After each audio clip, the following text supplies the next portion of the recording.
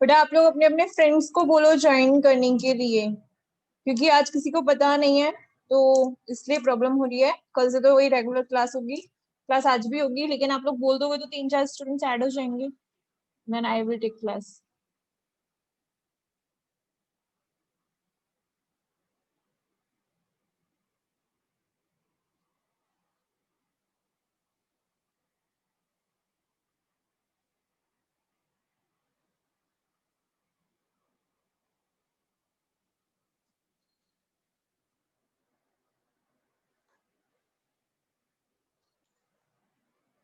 Good morning.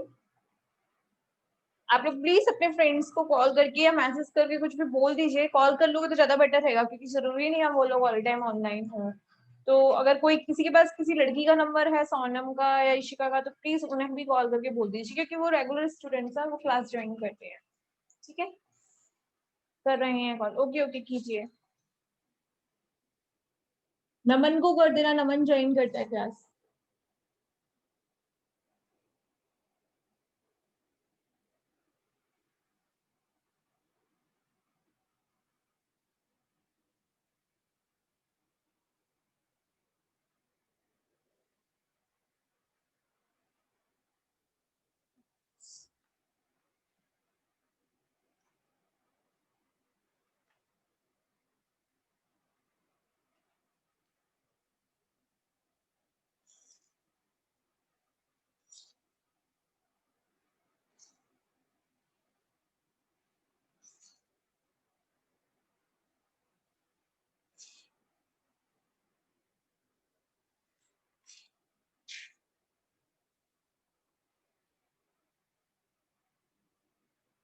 चलिए देखिए, last topic मैंने आपको हीट इंजन के बारे में थोड़ा बहुत बताया था, और मैंने बताया था हीट इंजन क्या होता है, जो कि आपकी हीट एनर्जी को मैकेनिकल एनर्जी में कन्वर्ट कर दे। यानी कि आपने किसी को हीट दी और फिर उसको किसमें चेंज कर दे, वो मैकेनिकल वर्क में, वो क्या कहलाता है आपका हीट इंजन।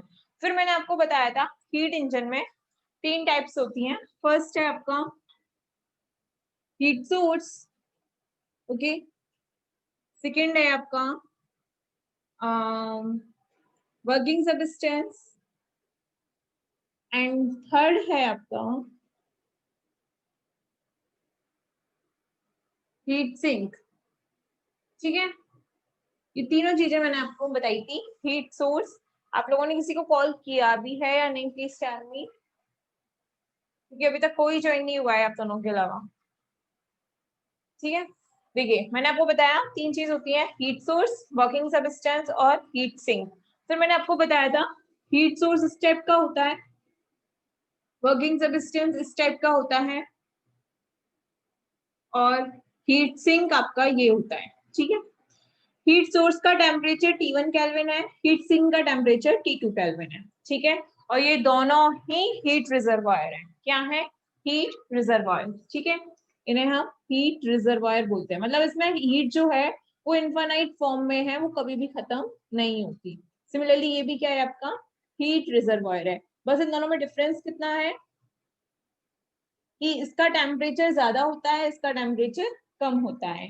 इसे हम सोर्स बोलते हैं और इसे हम सिंक बोलते हैं। ठीक है, फिर मैंने क्या कहा था कि ये जो वर्किंग सब्सटेंस है, ठीक है, ये क्या करता है, सोर्स से एनर्जी को एब्जॉर्ब करता है। जैसे कि उसने मान लो T1 टेम्परेचर पे Q1 हीट इस हीट सोर्स से वर्किंग सब्सटेंस ने ली, तो उसने इस जो हीट ली है उसका कुछ कुछ हीट का यूज तो वर्क करने में कर दिया, और बाकी की बची हुई हीट मान लिया Q2, वो किसको दे दी उसने, T2 को, यानी कि सिंक को दे दी, जिसका टेम्परेचर कितना है T2 केल्विन। तो मैंने आपको बताया था 3 चीज, हीट सोर्स, वर्किंग सब्सटेंस और हीट सिंक। अब देखिए हीट सोर्स का तो मतलब समझ में आ गया कि ये हीट रिजर्वायर है, इसका टेम्परेचर T1 केल्विन होता है और इसमें इनफाइनाइट हीट होती है। हीट रिजर्वायर का मतलब भी ये है। ठीक है, सिमिलरली सिंक का भी, ये भी हीट रिजर्वायर है, इसका टेम्परेचर T2 केल्विन होता है। यहाँ पे T1 हमेशा ग्रेटर देन होता है T2 से, बट T1 होना किसका चाहिए, सोर्स का। ओके, जो सोर्स का टेम्परेचर है वो हमेशा ज्यादा होता है, ठीक है। फिर मैंने कहा था वर्किंग सब्सटेंस जो है ना वो डिफरेंट पार्ट्स में से निकलते हुए अपनी इनिशियल कंडीशन में वापस पहुंचता है, जिसकी वजह से बेटा उसकी जो इंटरनल एनर्जी है डी हमेशा याद रखना जीरो हो जाती है। क्यों? क्योंकि हमेशा जो आपका साइकिल वर्क होता है, साइकिल कि जिस पोजीशन से गए थे उसी पोजीशन पे वापस आ गए, तो उस कंडीशन में डी इंटरनल एनर्जी हमेशा जीरो होती है। इंटरनल एनर्जी में जो परिवर्तन है, चेंज जो है वो कितना होता है, always zero. That mean working substance की इंटरनल एनर्जी कितनी होगी, जीरो, ठीक है। अब देखिए इसमें आगे ये सब नोट्स में लिखा हुआ है, आपको कुछ भी लिखाने की मुझे जरूरत नहीं पड़ेगी, ठीक है। तो आगे देखिए आगे क्या होता है। नमन, आपके पास अगर सोनम और ऋषिका का नंबर है तो प्लीज उन्हें इन्फॉर्म कर दीजिए, वो क्लास ज्वाइन कर लेंगे दोनों बच्चे, ठीक है। आगे देखिए फिर मैंने क्या कहा था, अब देखिए from first law of thermodynamic, from first law of thermodynamic क्या होता है, dq बराबर du प्लस dw इतना होता है, ठीक है। But you know very well कि यहाँ पे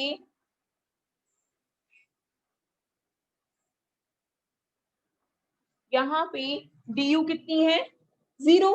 क्यों? क्योंकि वर्किंग सब्सटेंस बहुत सारी कंडीशंस में निकलते हुए अपनी इनिशियल कंडीशन पे वापस आ जाता है और वो एक साइकिल बनाता है, और साइकिल जब भी बात होती है तो वहां इंटरनल एनर्जी की वैल्यू जीरो हो जाती है। तो ये जीरो हो गया, तो du प्लस बराबर सॉरी डी क्यू, ठीक है। तो यहां से हो जाएगा डी क्यू बराबर डी डब्ल्यू, ठीक है। क्यों? क्योंकि डी यू की वैल्यू तो कितनी है, जीरो, तो डी क्यू बराबर कितना आ गया, डी डब्ल्यू, ठीक है। अब देखिए अब एफिशिएंसी क्या होती है, क्योंकि इंजन है तो इंजन कितना काम कर रहा है, हमें उससे कितनी एफिशिएंसी मिल रही है। कॉल अटेंड नहीं कर रही है, इट्स ओके, कोई नहीं, कल से कर लेंगी, आप लोग आज पढ़ लीजिए, ठीक है। मैंने क्या कहा, एफिशिएंसी, नॉर्मल सी बात है, जब बात इंजन की हो रही है तो इंजन की कुछ ना कुछ एफिशिएंसी होनी चाहिए कि वो हमें कितना वर्क करके दे रहा है और कितना नहीं, तो उसके लिए एक फॉर्मूला होना चाहिए, वो हमें फाइंड आउट करना है। तो हीट इंजन की एफिशिएंसी क्या होती है, हीट इंजन की एफिशिएंसी होती है work done upon absorb heat, absorb heat का जो रेशो है वो क्या होता है, एफिशिएंसी। तो देखिए यहां से एफिशिएंसी कितनी होगी बेटा, मैंने हीट इंजन स्टार्ट किया है नमन, जो लास्ट टाइम पढ़ाया था जिसमें सोर्स सिंक और वर्किंग सब्सटेंस थे, वो मैं आपको बता चुकी हूँ, उसका मैंने डेरिवेशन स्टार्ट किया है, बस और कुछ नहीं है। और आप अपने नोट्स में देखोगे तो आपको बहुत अच्छे से समझ में आ जाएगा, ठीक है। अब देखिए एफिशिएंसी को शो करता है ईटा से, किससे, ईटा से। वर्क डन कितना होता है, डब्ल्यू, और एब्जॉर्ब हीट, हीट कितनी एब्जॉर्ब की है उसने, Q1, तो डब्ल्यू अपॉन क्यू, ठीक है। तो यहां से देखिए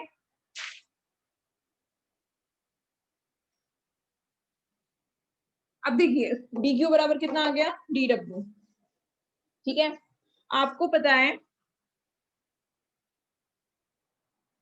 जब डी क्यू बराबर डी डब्ल्यू है, क्यू कितना है, क्यू में चेंज कितना है, Q1 माइनस Q2, तो देखिए डी डब्ल्यू कितना आ जाएगा, डी डब्ल्यू बराबर D Q, do integrate, do integrate, integrate कीजिए, तो यहां से तो क्या आ गया, डब्ल्यू और डी क्यू, कहां से कहां तक हीट है,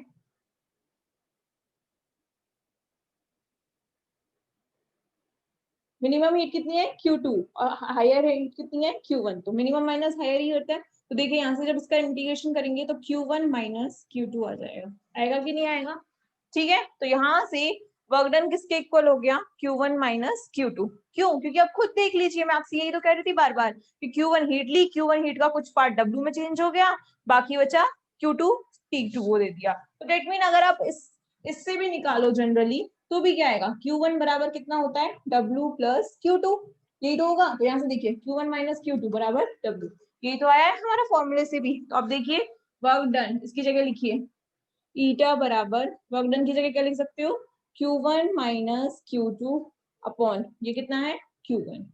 ओके ठीक है तो देखिए आगे ईटा बराबर Q1 upon Q1 1 minus Q2 upon Q1। ये होता है आपका एफिशिएंसी का फॉर्मूला। किसकी एफिशिएंसी हीट इंजन की एफिशिएंसी क्या 1 माइनस है ना emitted heat upon absorb heat जो से हीट सिंक को दी गई है अपॉन जो हीट सोर्स से ली गई है उन दोनों का रेशियो को 1 में से नेगेटिव करने पे एफिशिएंसी आपकी आती है। ये very very very important formula है। ओके ठीक है बाकी अब आप अपने नोट्स में से पढ़ लोगे यही सब कुछ लिखा है उसमें भी जो मैंने आपको पढ़ाया है उससे कुछ भी बाहर नहीं है ना कुछ ऐसा है। ठीक है तो आगे देखिए हो गया इतना समझ में आया। अब देखो जो इन्होंने ज्वाइन किया है वो एक बार और देख लो जल्दी जल्दी। ठीक है इसमें देखिए क्या किया है मैंने सबसे पहले मैंने आपको बताया था हीट इंजन का काम क्या है। हीट इंजन का काम है हीट एनर्जी को मैकेनिकल वर्क में कन्वर्ट करना। ठीक है टॉपिक था आपका हीट इंजन। क्या टॉपिक था आपका हीट इंजन। लास्ट क्लास में मैंने आपको यही बताया था। ओके हीट इंजन में मैंने आपको बताया था कि 3 पार्ट्स होते हैं सोर्स होता है वर्किंग सब्सटेंस सिंक। तो सोर्स की जो टेम्परेचर है वो T1 केल्विन होती है और इस ये हीट रिजर्वायर होता है मतलब इसमें हीट इनफाइनाइट फॉर्म में होती है।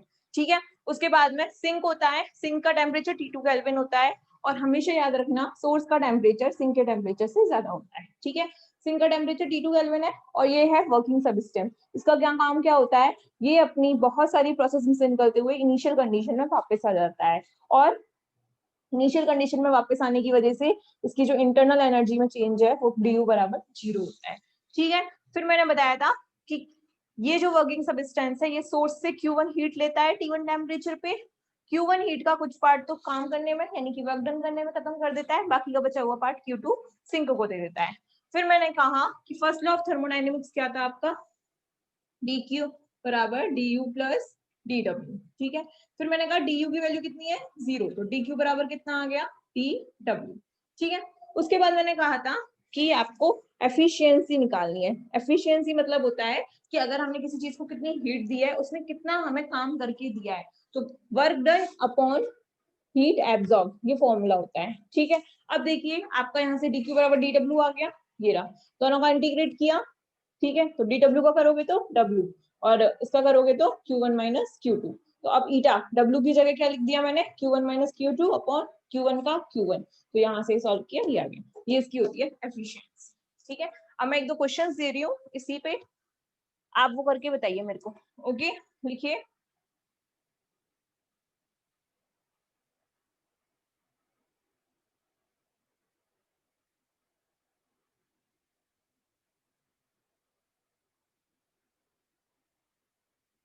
मैं आपको क्वेश्चंस दे रही हूँ आप उसके मुझे आंसर बता देना बस।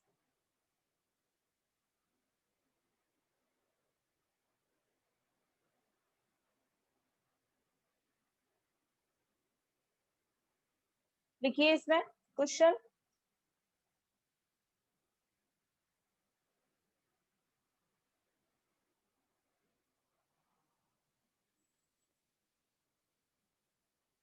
हीट इंजन का क्वेश्चन है इसका आंसर दीजिए मेरे को।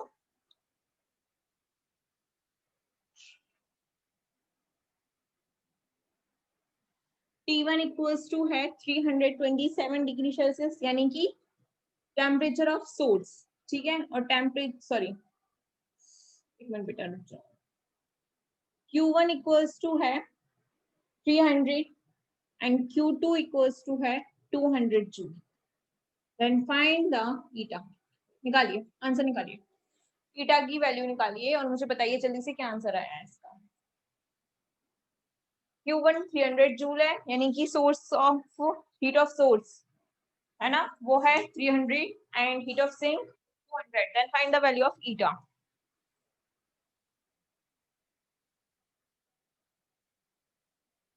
What is the value of this question बताइए आंसर क्या है इतना सा नहीं हो रहा आप लोगों से यार जल्दी बताइए।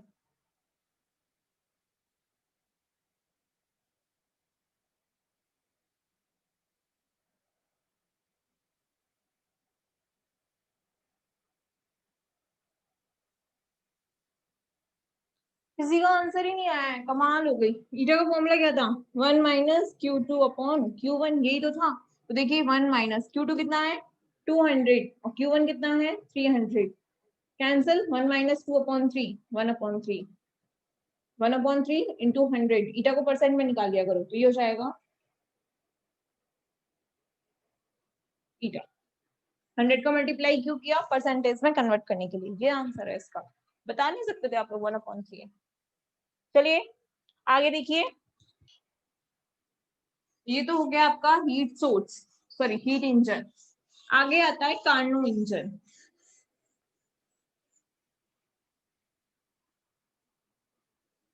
कार्नो इंजन हीट इंजन का ही एक एग्जाम्पल बोल सकते हो आप, मतलब कि एक पार्ट है कार्नो इंजन। किसका? हीट इंजन का। तो देखिए कार्नोट इंजन, ये भी बहुत इंपॉर्टेंट टॉपिक है। ओके, क्या कहा मैंने? Carnot engine. ठीक है, कार्नोट इंजन के बहुत सारे पार्ट्स हैं। मैंने कहा था ना कि हीट इंजन में बहुत सारे प्रोसेस से निकलते हुए वो अपनी इनिशियल कंडीशन में वापस पहुंचता है। तो किस तरीके से वापस पहुंचता है वो मैं इसमें बताऊंगी आपको पूरी तरीके से। मुझे बड़ा दुख है आज दोनों गर्ल्स नहीं आ पाई हैं।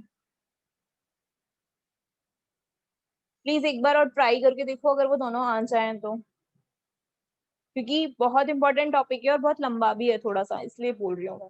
जल्दी से एक बार कॉल करके और देख लो।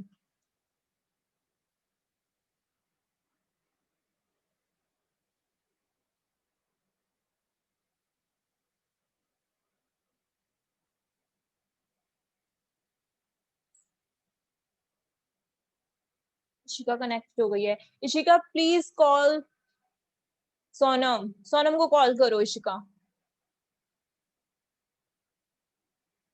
इशिका तो आ गई, लेकिन सोनम को कॉल करो इशिका, जिससे कि वो भी कनेक्ट हो जाए बेटा।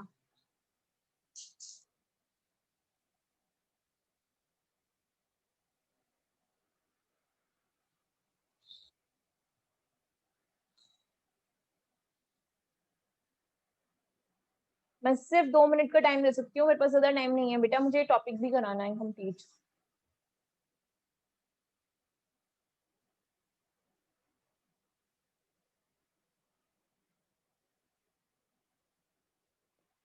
जल्दी बेटा कॉल हर। आप लोग जितनी जल्दी कॉल कर लोगे मेरा काम उतना आसान हो जाएगा, तो please call her.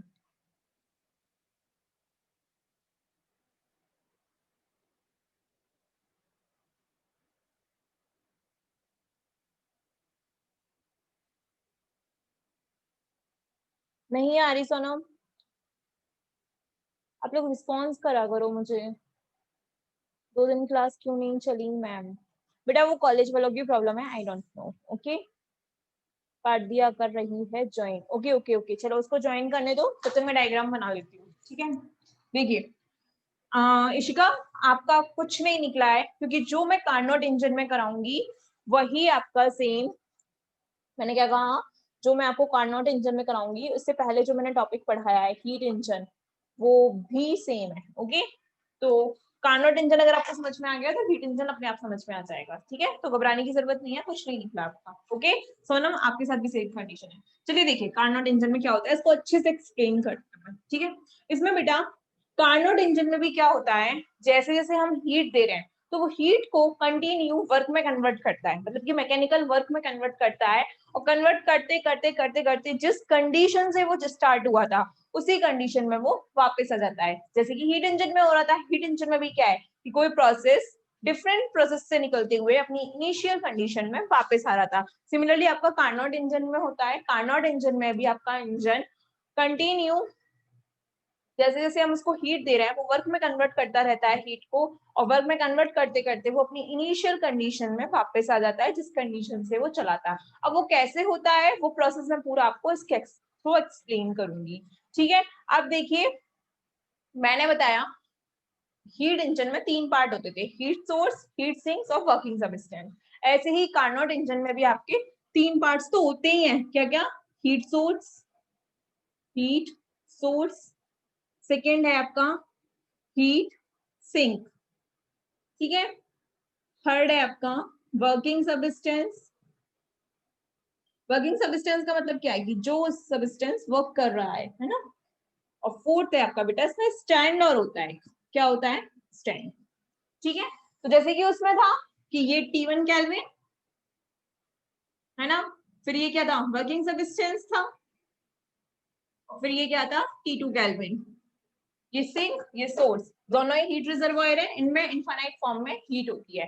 But Carnot engine में आपकी एक चीज और आ जाती है जिसे हम बोलते हैं स्टैंड।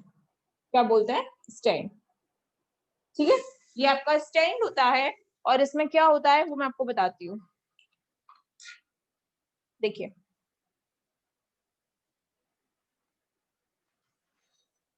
सबसे पहले आपको मैं एक एक करके स्टेप्स बताती हूँ। Heat source, what is the mean of heat source. ठीक है, तो हीट सोर्स जो होता है ना, देखिए वो ऐसे होता है।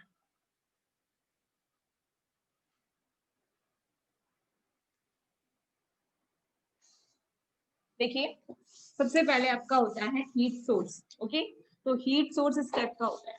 पूरा मैं डायग्राम शुरू से बना देती हूँ, फिर आपको समझाती हूँ।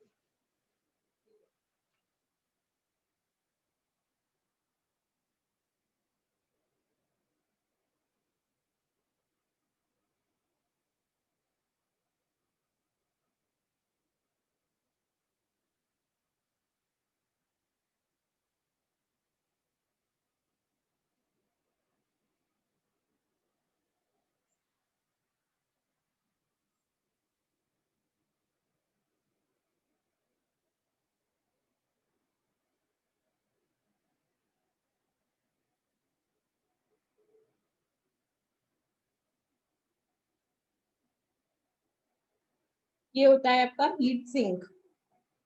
ठीक है,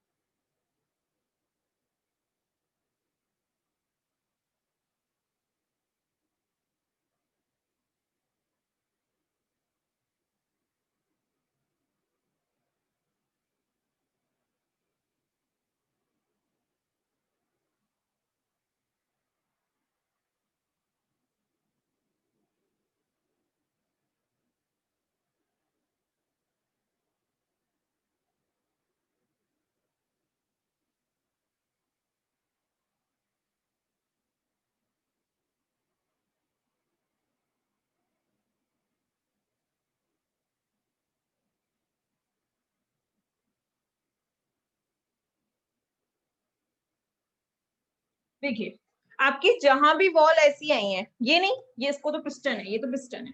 ठीक है, मैंने क्या कहा, जहां भी आपकी वॉल ऐसी आई है, इसका मतलब है कि वो इंसुलेटेड पार्ट है, मतलब कि वो इंसुलेटेड हो रही है। ठीक है, तो अब आगे देखिए, सबसे पहले मैं आपको बताती हूँ हीट सोर्स के बारे में। हीट सोर्स क्या है, उसका टेम्परेचर T1 केल्विन होता है, और इसमें हीट जो होती है वो एक हीट रिजर्वायर होती है, यानी कि हीट इसमें इनफाइनाइट फॉर्म में होती है। दैट्स वाई इसकी जो हीट है जब इनफाइनाइट होती है, तो हीट कैपेसिटी इसकी इनफाइनाइट हो जाती है। ठीक है, सिमिलरली हीट सिंक है, इसका टेम्परेचर इसकी कंपेयर में कम होता है, बट ये भी एक आपका हीट रिजर्वायर है। दैट्स वाई इसकी हीट कैपेसिटी भी इनफाइनाइट होती है। ये आपका वर्किंग सब्सटेंस है, ये आपकी इंसुलेटेड पार्ट है, और यहाँ पे आपने एक पिस्टन लगा दिया है, इसके अंदर आपने कोई सब्सटेंस भर दिया जिसे हम बोलते हैं वर्किंग सब्सटेंस। और ये है आपका स्टैंड। क्या है, स्टैंड, जो कि क्या है, फुली इंसुलेटेड है, मतलब कि पूरा की पूरा इंसुलेटेड है, इसमें कोई करंट फ्लो कहीं से भी नहीं होगा। अब क्या करते हैं इस प्रोसेस में, सबसे पहले बेटा इस प्रोसेस में क्या करते हैं कि आपके इस वर्किंग सब्सटेंस को इस हीट सोर्स के ऊपर रखते हैं, ऐसे इसको यहां से उठा के और यहां रख दिया। तो क्या होता है, जब हम इसको इस पर उठा के रखते हैं, तो इसका जो टेम्परेचर है इस टाइम वर्किंग सब्सटेंस का, वो कितना हो जाता है, T1 केल्विन। जैसे ही हमने इसको इस पे रखा तो इसका टेम्परेचर क्या हो गया, T1 केल्विन। अब देखो, जब इसका टेम्परेचर T1 केल्विन हो गया, तो अब हम क्या करते हैं, इस पिस्टन को ऊपर की तरफ मूव कराते हैं। ठीक है, मैंने क्या कहा, इस पिस्टन को ऊपर की तरफ मूव कराते हैं, ऐसे जैसे कि ये रखा हुआ है, और हमने पिस्टन क्या किया, ऊपर किया। तो जब पिस्टन दबाएंगे, क्या करेंगे, अब हाँ, सबसे पहले हम पिस्टन को ऊपर की तरफ मूव कराते हैं। जो ऊपर की तरफ मूव कराते हैं तो मान लो इनिशियल कंडीशन में इसका पहले जो प्रेशर था वो कितना था, पीए, और वॉल्यूम कितना था, वीए। मैंने क्या कहा, इनिशियल कंडीशन में पहले इसका प्रेशर कितना था, पीए, और वॉल्यूम कितना था, वीए। जैसे ही मैंने पिस्टन को ऊपर किया, पिस्टन को ऊपर करने का मतलब क्या हुआ कि प्रेशर में क्या हुई, कमी, क्योंकि प्रेशर कब बढ़ता है, जब मैं उसमें नीचे की साइड लगाती हूँ, बट अब मैं पिस्टन को ऊपर कर रही हूँ, डेट मीन उसका जो प्रेशर है वो क्या हो जाएगा, कम। तो जब प्रेशर कम होगा तो देखिए, स्टैंड को तो एक्सप्लेन करने की जरूरत है नहीं, तो स्टैंड तो सभी जानते हैं। तो देखिए इसका डायग्राम देख लीजिए आप एक बार। ये मान ली ए कंडीशन, जहां पे आपका वर्किंग सबस्टेंस है उसका प्रेशर कितना है, पीए, और वॉल्यूम कितना है, वीए। ये पीए हो गया, सॉरी प्रेशर तो बेटा नीचे, हाँ ये पीए हो गया, और ये हो गया आपका वी ए। ठीक है, मैंने क्या कहा, ये पीए हो गया और ये वीए। पहले हम एक्स कोऑर्डिनेट लिखते हैं फिर वाई, तो X coordinate VA and Y coordinate PA. अब पहले क्या था, प्रेशर पीए था, मैंने पिस्टन को ऊपर किया तो ऊपर करने से प्रेशर क्या हो गया, कम हो गया। अब प्रेशर कम होगा तो वॉल्यूम क्या होगा, बढ़ेगा। प्रेशर कम हो रहा है किसी चीज का, नॉर्मल सी बात है, आपने पिस्टन को ऊपर किया तो जो पहले यहाँ था अब इसको ऊपर करने पे यहाँ आ जाएगा, तो वॉल्यूम क्या हो गया, पहले इतना था अब इतना हो गया, तो वॉल्यूम क्या हो गया, इंक्रीज हो गया। तो देखिए प्रेशर कम हुआ तो पीए यहाँ है ना, तो कम होगा तो नीचे जाएगा प्रेशर। ठीक है, क्या आ गया, तो ये मान लिया कितना हो गया, पी बी, प्रेशर कितना हो गया, पीबी, और वॉल्यूम क्या है, इंक्रीज हो रहा है, ये वॉल्यूम है ना, एक्सेस, तो वॉल्यूम क्या हो गया आपका, इंक्रीज हो गया, तो वॉल्यूम वी बी हो गया।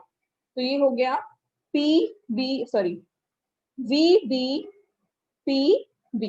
ठीक है, मैं फिर बता रही हूँ, सबसे पहले मैंने वर्किंग सब्सटेंस को इस पे रखा तो इसका टेम्परेचर वर्किंग सब्सटेंस का T1 केल्विन हो गया, और उसके बाद मैंने पिस्टन को ऊपर किया, तो पिस्टन को जब मैं ऊपर करूंगी तो वॉल्यूम क्या हो गया आपका, इंक्रीज हो गया, और प्रेशर क्या हो गया आपका, डिक्रीज हो गया। ठीक है, अब क्या होगा, प्रेशर डिक्रीज हो गया, प्रेशर डिक्रीज और वॉल्यूम इंक्रीज, तो ये कंडीशन आ गई बी।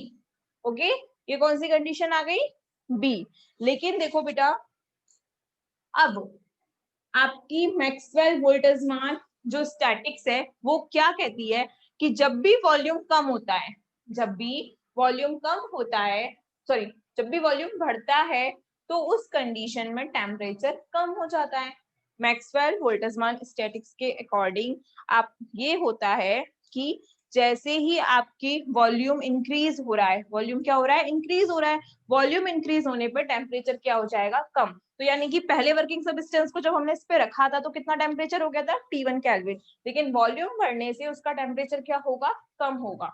लेकिन बेटा आपको पता है ये हीट रिजर्वायर है, तो हीट रिजर्वायर होने की वजह से ये जो वर्किंग सबस्टेंस है ये उससे इतनी हीट एब्जॉर्ब कर लेगा कि इसका टेम्परेचर अगेन कितना हो जाएगा, T1 केल्विन। इसका टेम्परेचर अगेन क्या हो जाएगा, T1 केल्विन। तो यानी कि टेम्परेचर क्या बना रहेगा, इसका कांस्टेंट बना रहेगा, कि जो हमने रखा था तब भी T1 केल्विन था, और अब अगेन वॉल्यूम एक्सपेंशन से टेम्परेचर कम तो हुआ था, लेकिन ये क्या है, ये ये क्या है आपका, हीट रिजर्वायर, और हीट रिजर्वायर है अगर ये, तो हीट रिजर्वायर होने की वजह से ये वर्किंग सबस्टेंस इससे अगेन हीट एब्जॉर्ब करेगा और अपने टेम्परेचर को T1 केल्विन बना के रखेगा। तो हीट सोर्स से इसने कितनी हीट ले ली थी, Q1 हीट ले ली थी, और इसका वॉल्यूम और प्रेशर आपको पता है कितना हो गया। अब देखिए ये कैसा प्रोसेस है, यहाँ पे टेम्परेचर क्या रहा है, ए कंडीशन और बी कंडीशन में सेम रहा है, कितना रहा है, T1 केल्विन, और यहाँ वॉल्यूम का क्या हुआ था, एक्सपेंशन, और किस टेम्परेचर पे, T1 पे। टेम्परेचर सेम है तो टेम्परेचर सेम होने को क्या बोलते हैं हम, आइसोथर्मल। क्या बोलते हैं, आइसोथर्मल। और ये क्या हो जाएगा, एक्सपेंशन, आइसोथर्मल एक्सपेंशन। समझ में आया, क्योंकि एक्सपेंशन हुआ है ना, वॉल्यूम बढ़ा था तो एक्सपेंशन हुआ है, और टेम्परेचर क्या रहा, कांस्टेंट, कितना रहा, T1 केल्विन।